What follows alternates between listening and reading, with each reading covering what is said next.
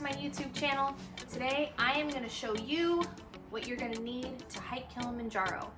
So if you are planning on making the trek, go ahead and keep watching, and I'm going to go through all of this stuff that you might need on your mountain adventure.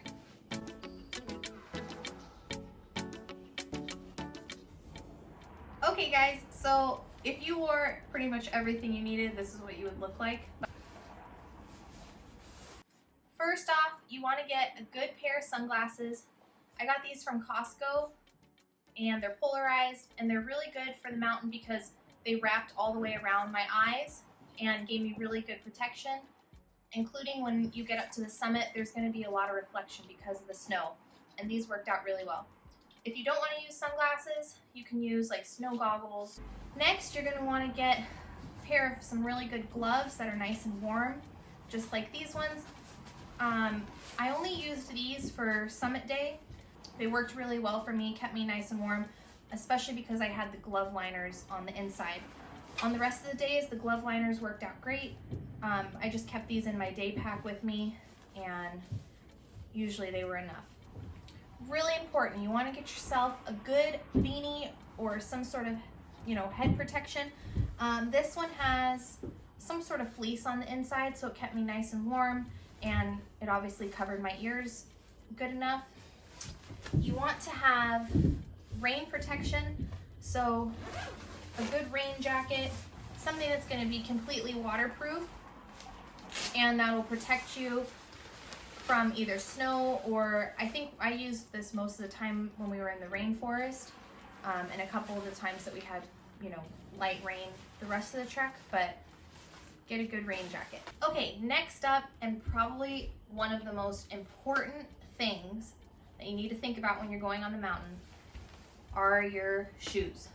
Your hiking boots need to be broken in, waterproof.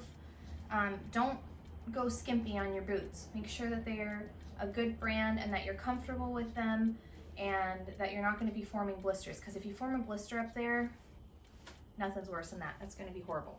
As important as your rain jacket, you're going to want to have some rain pants. I got these from REI in the kids section for like 30 bucks, and they worked really well for me. These are important because if your pants get wet, your regular day-to-day pants, it's really difficult to dry on the mountain. So make sure that you do have completely waterproof pants, not just water resistant. Getting into some other layers now, you're going to want to get a nice warm jacket. This one is a synthetic down. This was a good one too because it had these inside pockets, and when you're doing summit day, everything starts to freeze, including your electronics. So I went ahead and put my cell phone on this inside pocket, and because it was close to my body, I never had a problem with the phone freezing or anything. Another layer that you're going to use probably more than anything, at least I did, was my fleece layer. This is a mid-layer fleece. I got it from REI. It was on clearance, and this one worked really well because, I could use it at nighttime, daytime. If I got too warm, I could just put it in my day pack, and it wasn't, super heavy or anything. Moving on to another layer of our pants to have. Zippers down. These ones, I will show you guys. So these ones are water resistant, and they also have a fleece lining on the inside. So these were really good for summit day for sure, and a couple of the days leading up to it. Next layer of pants that you're going to want to bring with you is a lightweight hiking trouser. This one I used more than any of the other ones every day between rainforest. I also use these as a layer for summit day as well. And these are awesome because you can roll them up, and most trekking pants will let you convert them to either shorts or some sort of a capri, and which was really useful in the rainforest and when it was really hot. We're finally into some bottom layers. I'm starting to get really hot, so this is good. Also brought 2 synthetic long sleeve shirts, and I got a lot of use out of these guys. You definitely don't want to have too much cotton on you, or any cotton really at all, because you're going to be trekking around and you're going to start sweating, and once you are wet and sweaty, it can get really cold and uncomfortable. So just make sure you have something that whisks away moisture, something like a synthetic blend like this one. I also brought a synthetic t-shirt for some of the warmer days. This is a t-shirt I got from the Joshua Tree Half Marathon, and this was really good on some of the days that I was in the rainforest, and it also came in use on summit day when I was layering everything. Okay guys, we're finally down to our thermals, which is really important. I got this set off of Amazon, and on the inside they're nice and fleece lined, so they're really warm, and the rest of it was synthetic. They were also stretchy, so I was able to layer them over some leggings and any other layers that I had underneath me. And finally, you're gonna wanna bring some regular leggings with you. I used them oftentimes at camp when we were, done for the day, and I could put these on and I was really comfortable just relaxing at camp. And then they were made a really good layering for my pants as well. Okay guys, so moving into some of the other day-to-day stuff that you're gonna need on the mountain, make sure you have some good socks. I got these from Costco and they are wool. The wool helps keep you warm, and it also helps keep your feet dry. And for the ladies, make sure you have a good sports bra that you have already broken in and used plenty of times before the mountain. The last thing you want is to have a rash or any sort of irritation when you're up there. Okay, so moving on, next thing you're gonna need is a pair of some good hiking poles.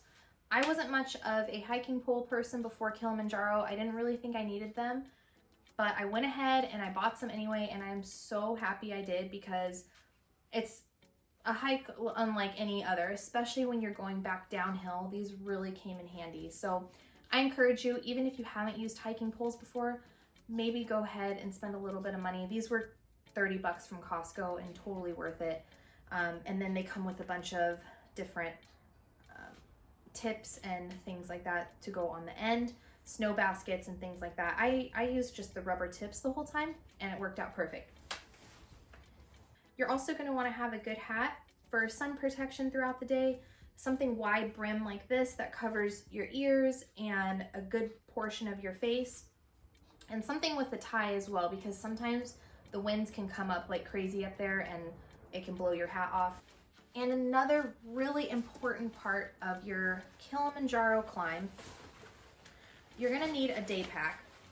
This is gonna be your pack that you carry on your back throughout the day between camps. So get a good one that isn't cheaply made. I made another video of my 6 regrets of Kilimanjaro, and the backpack makes an appearance in there. So check out that one if you want, but get a good one. You're gonna be spending a lot of time with this thing on your back. Along with your backpack, this one actually came with a rainproof cover. If yours doesn't come with one, I highly encourage you to go ahead and buy one. You're also gonna wanna bring a first aid kit. Luckily, I never had to use this at all on the mountain, but it was also, good to have just in case. And also make sure that you bring any sort of medications that you might need, headache medicine or Imodium, anything like that. I also packed 2 different neck covers. I use my bandana for, warmer days.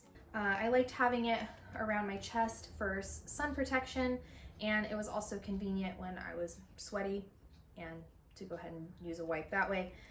And then on colder days, I went ahead and switched over to a little bit thicker, bigger scarf, and I just did the same thing. And I also brought a camelback. If I could go back in time, I would probably just do a bladder or something a little bit smaller than this whole pack, but it was all I had at home and it worked out perfectly. It did just add a little bit of unnecessary weight. So next time I would probably just do the actual bag itself, but also brought a thermoflask. This was great to have on summit day, because sometimes the camelbacks can freeze in the straw or, even the inside part. So I kept the thermoflask on me for summit day and actually some of the other days as well, because they recommend drinking at least 3 liters of water. So this was 1 liter, and then I had the camelback, which was 2. I also brought my fanny pack with me, And this was really cool to have because rather than me having to take off my day pack each time I needed something like sunscreen, chapstick, or my phone or my camera, I would just keep everything in here so that I could easily access the things that I was going to keep grabbing throughout the hike each day.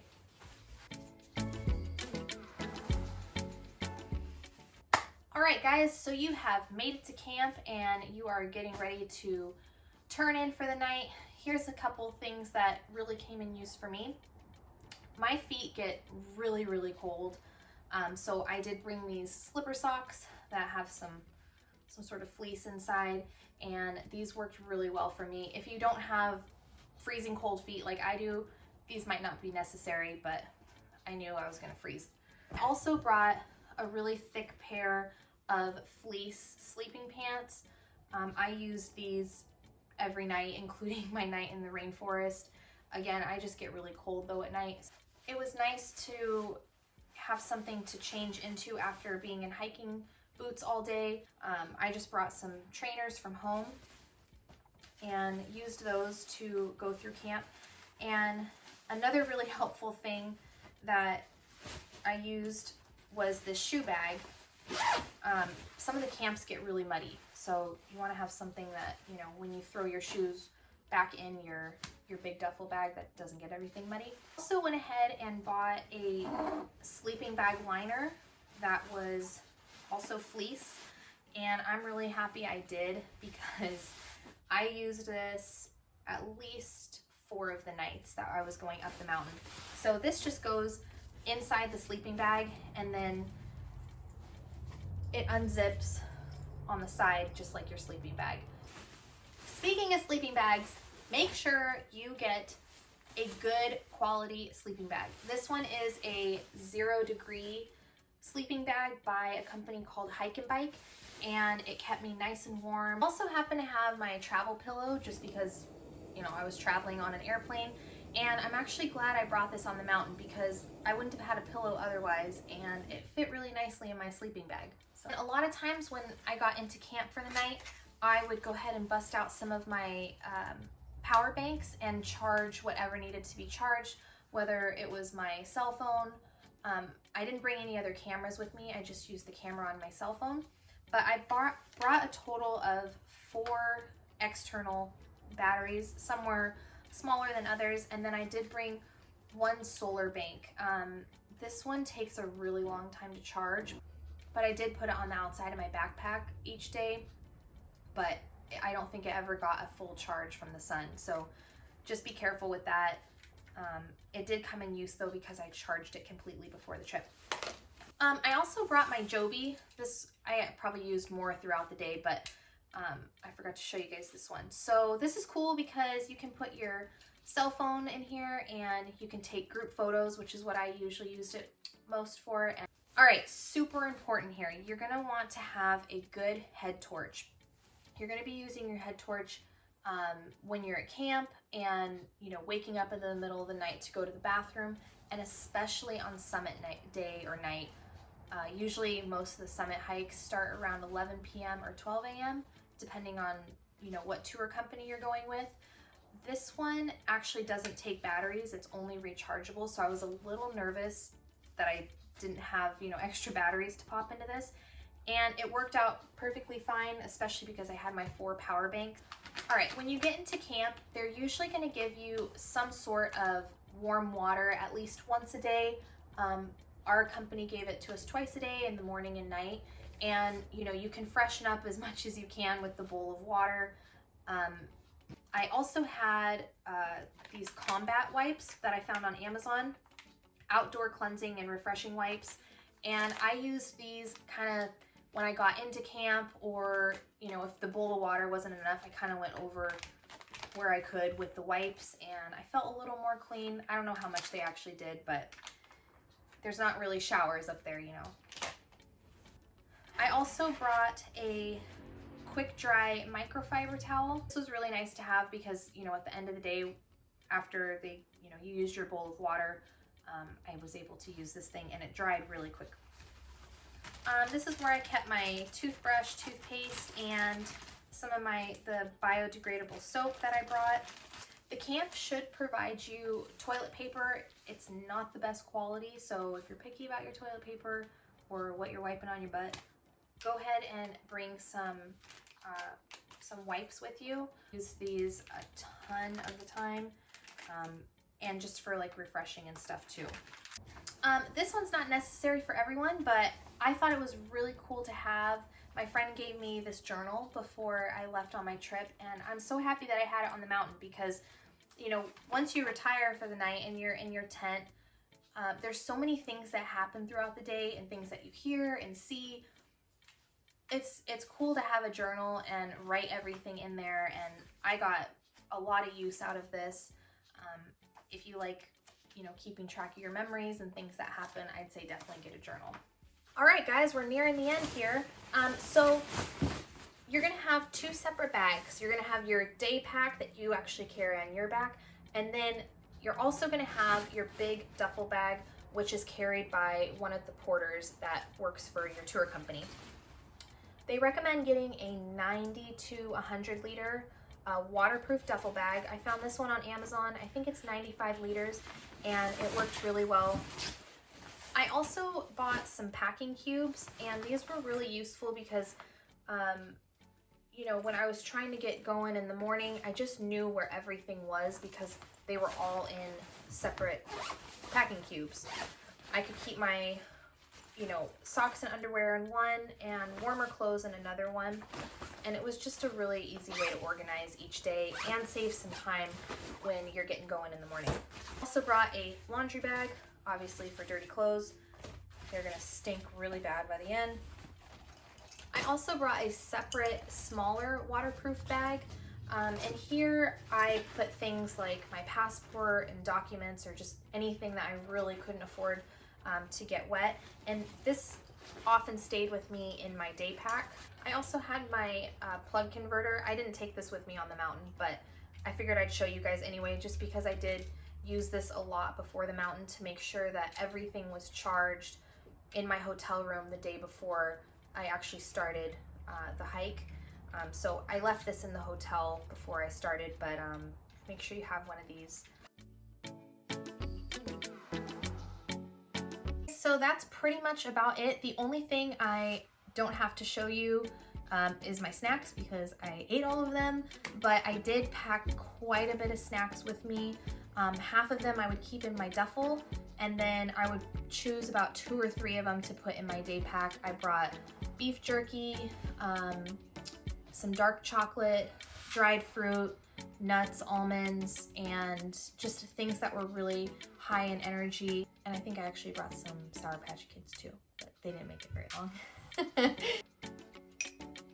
That's it for this video. Keep watching if you want to see the things that I packed for Kilimanjaro that I did not use or touch.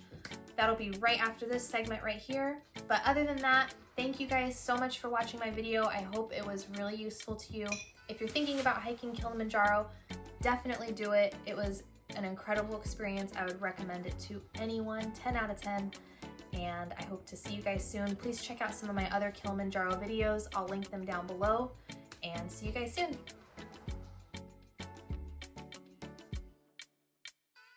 Alright guys, so here's a couple of the items that I did pack and I didn't really use. I packed a whole thing of those hand warmers, and I did use them maybe once or twice, but they weren't super necessary. I hiked the Kilimanjaro in early March, which I heard it was a little bit warmer than some of the other months. So maybe you could get use out of these at a different time, but they didn't really come in handy too much for me. I also brought one of these ear warmers, which wraps around and it'll keep your ears warm, but you know, not much coverage on top of the head. I did try to use this one day and it could have been the elevation, but I did start to get a headache, so I didn't really use this the rest of the time. I also brought this neck warmer or muffler, I'm not really sure what it's called, but normally you would wear it around your neck, and then when it gets really cold, you would pull it, you know, up here.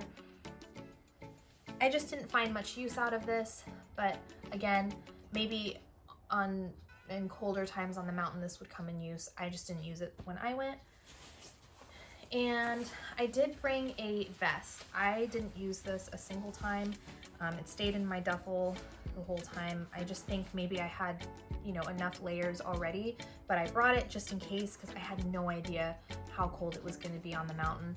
I think the coldest it got when I was up there was a couple degrees below 0 Fahrenheit. So.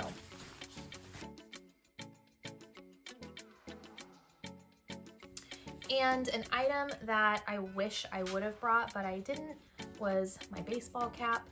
It would have been nice to switch off between my, you know, big wide brim hat to this one on certain days where maybe the sun wasn't as intense, or just to give my head a rest.